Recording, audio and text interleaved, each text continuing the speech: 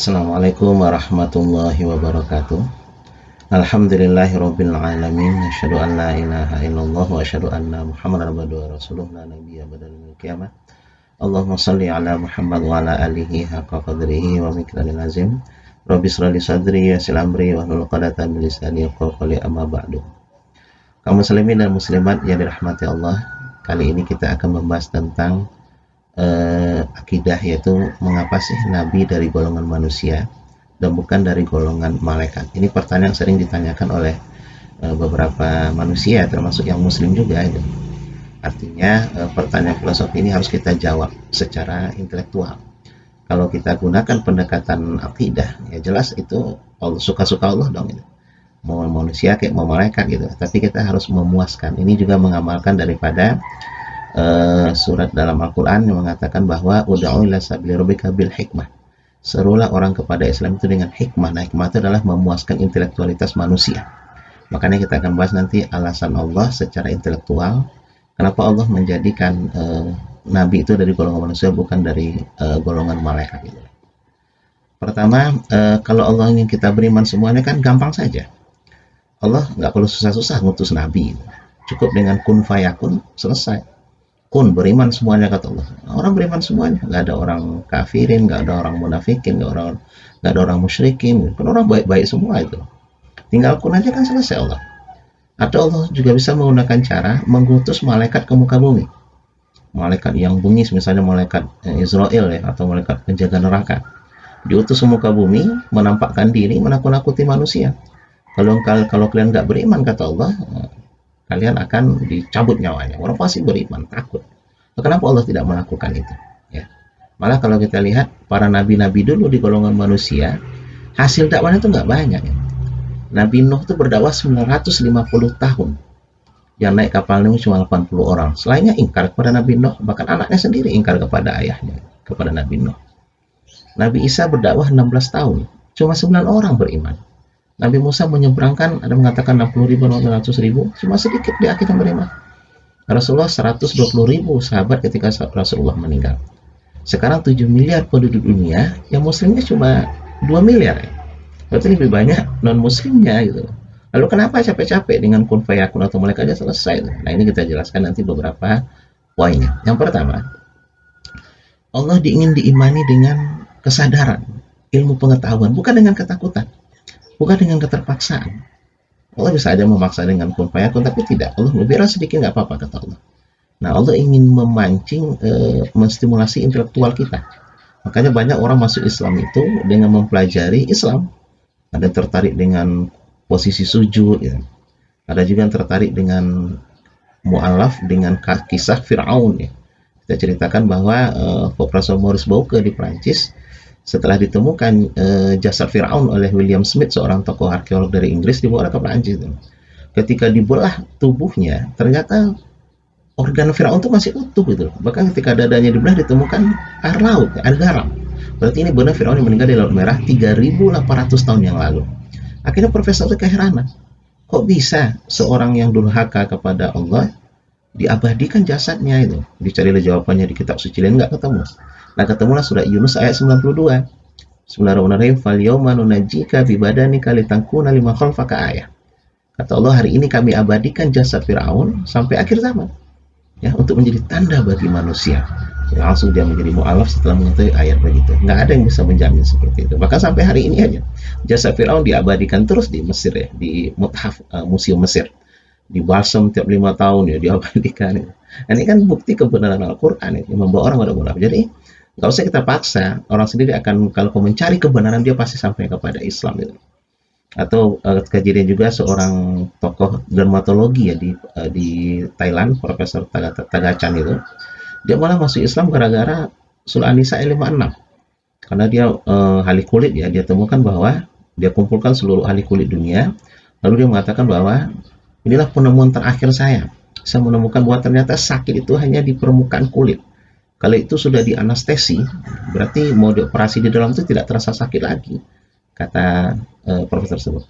Menunjuklah salah satu dokter kulit ya dari Saudi, ada mengatakan dari Mesir, wahai profesor, apa yang Anda temukan tuh bukan hal baru kok. Al-Quran sudah lama menyinggung. Kaget Profesor tersebut, ini penemuan saya pribadi dan terbaru. Enggak, kata Rasul. Mana ayat yang tunjukkan? Sebelah surah Al-Nisa 56, innallazina kafaru bi ayatina sawfa nuslihim naro kullama najidat juluduhum badalnahum juludan Quran yazukul azab. Orang kafir nanti kata Allah dengan ayat kami memasukkan neraka jahanam. Setiap kulit mereka nanti gosong. Kulit kullama najidat juluduhum badalnahum juludan ghairaha. Kami ganti dengan kulit yang baru. Supaya apa? Liyazukul azab, supaya mereka merasakan azab. Ini kan bukti bahwa Al-Quran itu sudah mendahului ya, akhirnya menjadi dia seorang mu'alaf pada saat itu. Yang kedua, fungsi Nabi diutus adalah untuk mengajarkan kita ibadah. Ini penting juga. Coba kalau malaikat dijadikan Nabi, nggak bisa kita contoh. Malaikat tuh nggak tidur, nggak makan. Dia bisa zikir dari pagi sampai pagi lagi. Dia bisa sholat dari pagi sampai pagi lagi, karena dia nggak tidur, nggak makan. Karena manusia kan banyak kebutuhannya, makanya yang cocok mengajarkan kita ibadah adalah manusia mengajarkan manusia gitu. Nah, makanya dalam ibadah kita nggak boleh improvisasi, ikutlah Rasulullah, diajarkan ya, disuruh ya dicontohkan ya kita contoh, kalau enggak ya enggak itu loh. Dengan melakukan hal yang berbau bid'ah nanti dalam konteks agama, berlebihan dalam masalah agama, sebab sudah diukur loh, ini loh kemampuan manusia kata Allah. Makanya ada dulu 3 orang datang kepada Aisyah, ada mengatakan dari Yahudi, ya Aisyah, hebat mana kami daripada Muhammad itu. Kata yang pertama, saya tidak pernah tidur malam. Saya ibadah dari Isya sampai subuh. Kata yang kedua, saya tidak pernah berbuka puasa. Tiap hari saya puasa, Senin, Rabu, Kamis, Jumat, Sabtu, Minggu. Kata yang ketiga, saya tidak menikah dengan wanita. Bagi saya wanita itu pengganggu ibadah gitu. Nah, keluar Rasul, kata Rasulullah, ana Khalilur Rahman, saya ini Nabi, kekasih Allah itu. Malam hari saya tidur, begitu habis Isya saya tidur kata Rasulullah. Sepertiga malam baru saya bangun. Lil badani kana, badan berhak untuk diistirahatkan. Ya tidurlah malam hari. Karena disuruh Allah dalam Al-Quran juga ya, tidur kita di malam hari. Nah, yang kedua, saya puasa cuma Senin Kamis kata Rasulullah. Selainnya saya berbuka. Karena kita butuh juga mungkin untuk ngajak teman kita makan-makan gitu ya. Siapa bilang wanita itu mengganggu ibadah? Istri saya 9 kata Rasulullah. Nah, contohlah Nabi. Makanya manusia kita tuh ada kerjaan kita. Kata ngantar anak istri belanja ke pasar, ngantar jemput anak sekolah, ya, membina masyarakat, menghilangkan buta huruf Al-Quran. Banyak tugas kita. Jadi kalau mereka nggak kenal itu, makanya waktunya menjadi khalifah di muka bumi, Allah tolak. Biarlah Nabi Adam menjadi khalifah kata Allah. Karena manusia lebih cocok memakmurkan bumi daripada malaikat. Jadi mengajarkan kita ibadah, ikutilah dicontohkan Rasulullah ya, dilakukan. Kalau enggak ya kita tinggalkan. Yang ketiga, fungsi Nabi adalah Bashir wa Nazir. Akhirnya memberikan kita kabar gembira, ini loh jalan ke surga, ini Google Map-nya Al-Quran. Kalau dilakukan ini, ya tinggalkan surga. Tapi kalau tidak melakukan ini, ya neraka gitu. Allah berikan kebebasan kepada manusia untuk memilih. Tapi nanti tanggung jawab sendiri di depan Allah. Nah, Bashir wa Nazir. Kalau ini yang kita lakukan, ya dengan baik, ya, salah surga. Tapi kalau ini yang kalian lakukan kata Allah, nanti ujungnya neraka itu. Neraka sudah jelas. Tidak memaksa pada saat itu. Kalau nanti melakukan ini neraka, lebih banyak orang memilih melakukan maksiat, ya nggak apa-apa. Kita sudah menunjukkan sebagai dakwah penerus Nabi, kita juga menunjukkan ini adalah jalan menuju surga. Tapi kalau ini kita lakukan, ya nanti ke neraka itu. Nah, tujuan Basyiro wa Nazir. Selanjutnya yang keempat adalah uswatun hasanah. Rasulullah adalah contoh teladan kita. Beliaulah yang mengajar kita bagaimana jadi seorang pemimpin. Rasulullah juga pemimpin negara Islam Madinah. Bagaimana jadi seorang ayah, beliau juga ayah. Bagaimana suami, beliau juga suami. Contohlah, makanya sunnah-sunnah Nabi itu sudah diatur oleh Allah yang menjadi sebuah wahyu. Makan beliau, duduk beliau, minum beliau, berbaring beliau, jalan beliau. Itu adalah contoh kita. Jadi kita tidak usah mencari contoh-contoh ya, sunnah dari pihak lain. Sebab Rasulullah sudah mengajarkan kita semuanya tentang hal ini ya. Dalam hal kehidupan sehari-hari, bagaimana beliau menjaga kesehatan, bagaimana beliau berperang, bagaimana beliau mengatur pasukan. Beliau kadang-kadang perang menang, kadang-kadang juga kalah gitu. Bagaimana? Itulah uswatun hasanah, karena Nabi itu betul-betul diberikan Allah sebuah sosok yang pantas kita contoh dalam kehidupan kita ya sehari-hari. Selanjutnya yang terakhir adalah Rasulullah sebagai hujjah. Artinya beliau adalah argumentasi tentang Islam. Jangan kita berlebihan dalam masalah agama gitu. Sebab Nabi itu adalah hujjah, contoh Nabi. Kan banyak orang yang berlebihan juga dalam agama ya. Nabi ya kalau di dalam perang beliau dibacok ya luka itu. Ya, berarti kita jangan belajar ilmu-ilmu yang aneh-aneh itu. Banyak juga kita lihat di kondisi masyarakat orang yang berlebihan memperlakukan seorang kiai atau ulama itu. Nabi biasa aja kok dilakukan para sahabat. Bahkan di masyarakat juga banyak kita lihat orang kadang-kadang merasa sudah menjadi hebat, akhirnya nggak perlu ibadah itu. Anal haq, saya Tuhan. Saya sudah merasa dekat dengan Allah itu. Akhirnya saya tidak perlu lagi sholat. Gampang saja kok membantah itu. Bagaimana membantahnya? Hebat mana anda daripada Nabi Rasulullah? Hebat Rasulullah masih sholat gitu, masih bersyariat Rasulullah. Kemudian juga para orang-orang yang dimuliakan di masyarakat, ya dia melakukan maksiat, oh nggak apa-apa, dia tuh wali gitu. Kalau wali itu kan nggak sampai ke hatinya, semacam itu berlebihan. Pada wali itu kan sebenarnya di bawah sahabat Nabi. Dan sebuah teori dilakukan oleh yang ditulis oleh Imam Qushairi dalam Risalah Qushairiyah, Nihayatul Wilayah, Bidayatul Sahabat. Setinggi-tingginya wali Allah itu cuma di bawah derajatnya para sahabat Nabi.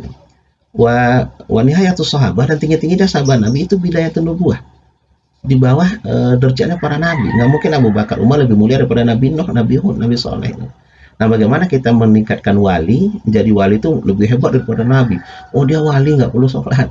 Wali nggak perlu sholatnya kelihatan sama manusia, itu kan berlebihan. Rasulullah saja yang nabi, Khalilur Rahman, sholatnya kelihatan kok sama manusia. Nah, ini namanya sebagai hujah. Jadi hati-hati kita dalam beragama, jangan terlalu berlebihan. Rasulullah adalah seorang nabi dari golongan manusia. Beliau juga nangis kalau sedih, beliau juga galau ketika Khadijah meninggal, Abu Thalib meninggal, Allah hibur dengan Isra Mi'raj. Beliau sama dengan manusia lain kita, cuma beliau adalah nabi doang. So, beliau juga makan, beliau juga minum.